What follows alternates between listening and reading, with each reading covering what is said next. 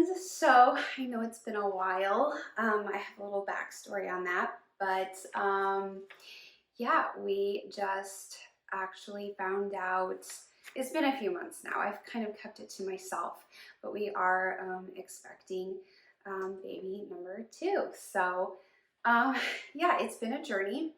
Back in April, I decided to take a mental, emotional break from all social media and just really took a step back and reevaluated where I was going in life, what I wanted, and just to spend more time being present with my family because I really felt like I was being pulled in another direction. And so in May, I enrolled in a master's program for acupuncture and oriental medicine. And I actually just wrapped up semester one, which was pretty intense. I took um, 8 classes. So yeah, it was a lot, but I'm really enjoying everything I'm learning. And I feel like with my background in like body work and functional nutrition, it's really just pulling everything together and it's just so holistic. So I'm so excited to share more about that. But really the purpose of today's message and video is to kind of share with you a little bit about like the pregnancy and everything. So my daughter is almost 12. I had a miscarriage in 2019, and since then it's just been kind of like a crazy battle. I guess I've always had heavy periods and struggled with things like that, and so I've been on this healing journey for myself. And actually in February had a gynecologist tell me that the only way I'd be able to conceive was through IVF, and I just was like, I don't really know if I believe that with my whole heart, and that's not really an option for me at this point. And so I kind of just surrendered to the fact that that might be what's meant for us. And so I just really worked through all of that and became at peace with that, and then just enrolled in the program. And literally, like while I'm in school, found out I was pregnant. So that was a huge shock. I really waited a while to take a pregnancy test because I've taken a pregnancy test before and it has been negative. So I just didn't want to get my hopes up. So that was kind of like the initial shock. And then just kind of waiting and getting through the first semester because there was that point where I was about 10, 11 weeks that I had the miscarriage in 2019. And so I was just really anxious, I guess. So I'm about 15 weeks now. So made it through trimester one, and I just kind of want to go over like nutritionally what I've been doing and just sharing some tips.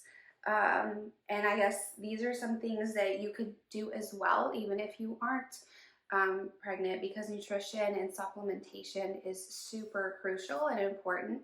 And also getting a full panel like a CBC to know where you're standing with your levels is a great idea in general anyways. And so for me personally, I started out with taking the ritual prenatal, and I got about, I don't know, 2 weeks into it. Some days I couldn't even take the prenatal because it was so bad. Like I've never thrown up, but just that nauseous feeling. It's not a good feeling, obviously, and I would like constantly be burping up the prenatal, and it's nasty. I'm not opposed to fish or fish flavor. I've taken cod liver oil, but there was just something about this this prenatal that just was not agreeing with my body. The iron in it was not agreeing with my body, and so I would go off of it. I would feel better. My appetite would be better. And then I would take it again after a few days and I'd be right back to where I was. So that was a no-go. So important to listen to your body. So I just went back to taking this Smarty Pants prenatal formula. It's a chewable, so it's just so much easier for me to to take with my breakfast. It does have the fish oil in it, but honestly, I'm not burping up any kind of fish taste with this. It's awesome. And overall, I like the supplements that are in here, and everything that is a B vitamin is methylated. I just recommend that everyone take a methylated B vitamin because of the MHTFR mutation. We're finding out a lot more about that, but I won't get too much into that. But that's why I really like this one. And it's just easier for me. It does not have the iron. So I got my results back and my ferritin was very low, which kind of explained the complete exhaustion that I had in the first trimester. And so my hemoglobin, was like okay, but just with the low ferritin, I went on the Flora Vital, which is a really gentle iron formula. I've taken this in the past, like after I had my daughter, I needed to get my iron back up. And so I took this one as well. And this is like the only iron that really works for me. I've tried other irons, but this one is just so gentle. And it also has B vitamins in it as well. They are not methylated, but it's also a great way to increase your iron supplementation.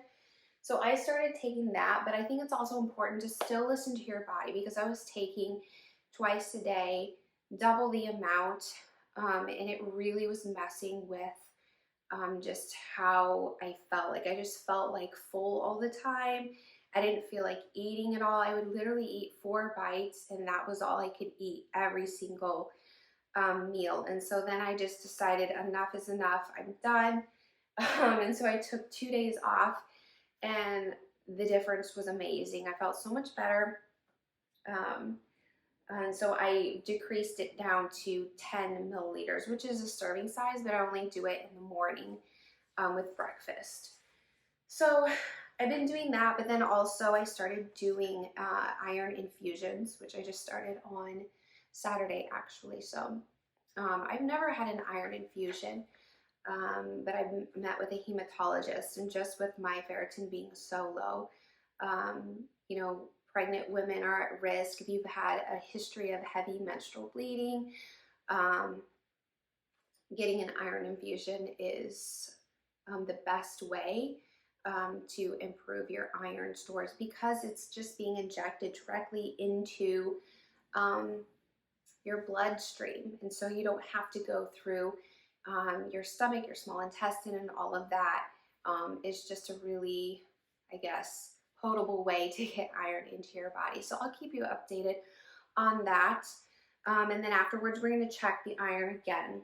My B12 was also low.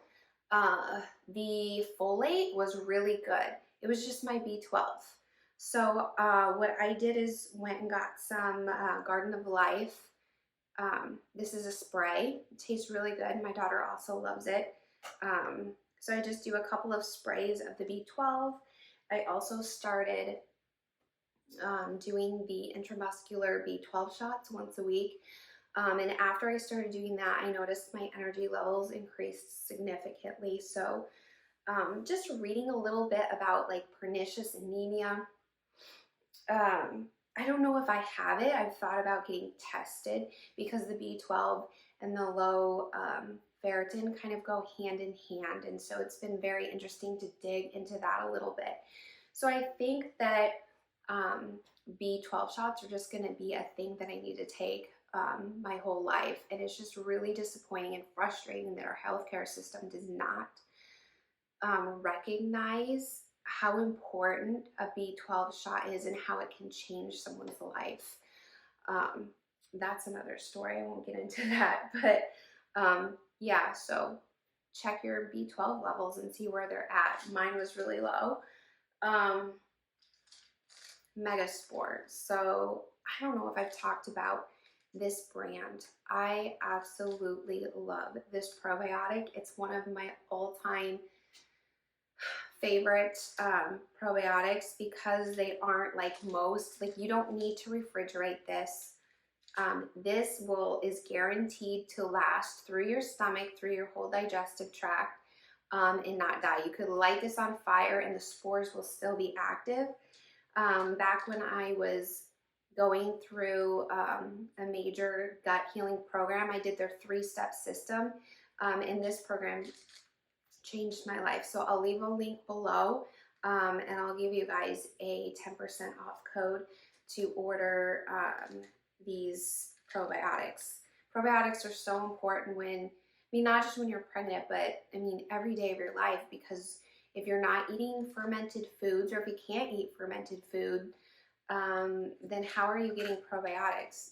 And this is a super potent way to increase the overall good bacteria in your gut and decrease the bad bacteria. Another thing that's super important, especially living in Florida, and I don't know, this whole year all over the world has been so extremely hot. And so it's difficult to stay hydrated. And so I've been taking trace mineral drops in water. I will also put some sea salt into my water because our water here in America is literally like, it's crap. It's not going to hydrate you. You can drink all the water in the world, but if you don't have any kind of electrolytes, trace minerals, sea salt in there, you're not going to be hydrating. You're just going to be peeing and overworking and stressing your kidneys.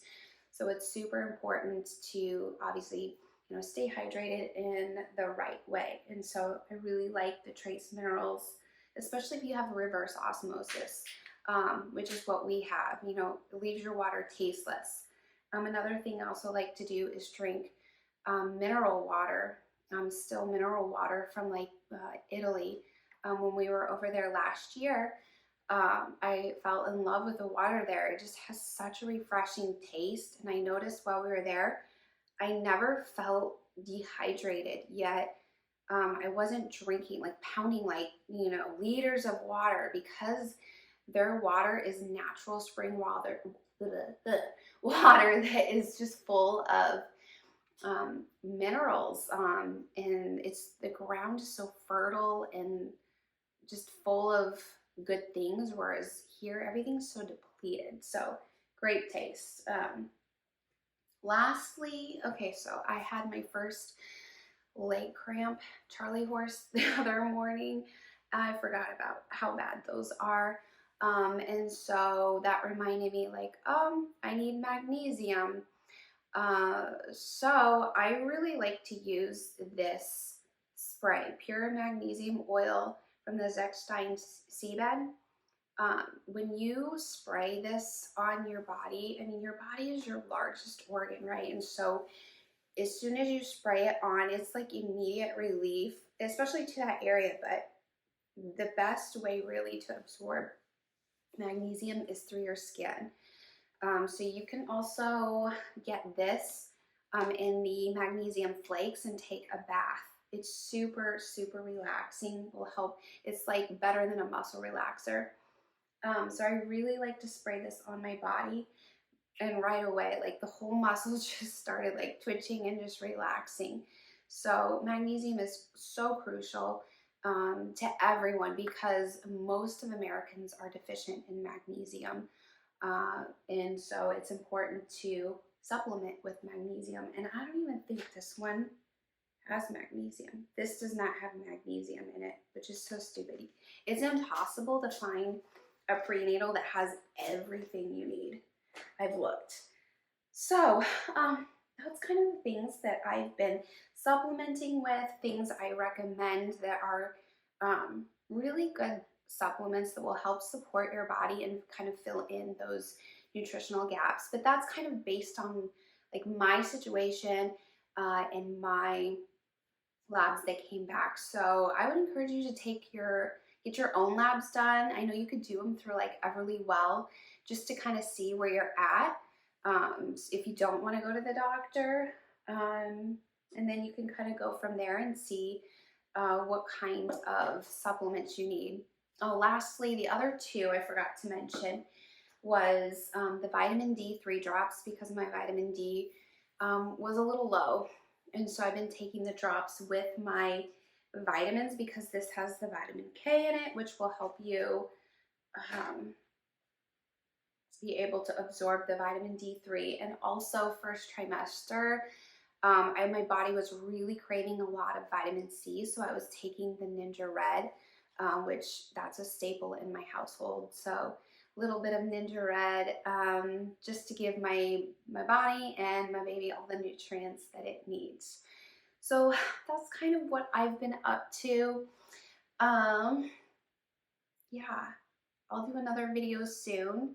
If there's anything that you want me to do it on, I could do it on my reproductive journey and just kind of like what I've been doing up until this point. I'd love to share some of that just because I don't feel like there's a lot of support for women out there that have gynecological issues. And so that's kind of what's drawn me to this, to study acupuncture and support women from a Chinese medicine point of view. So I'm really excited to see where that brings me. But until then, yeah, if you have any questions, just leave a comment below. And I look forward to connecting with you guys again soon. See you later.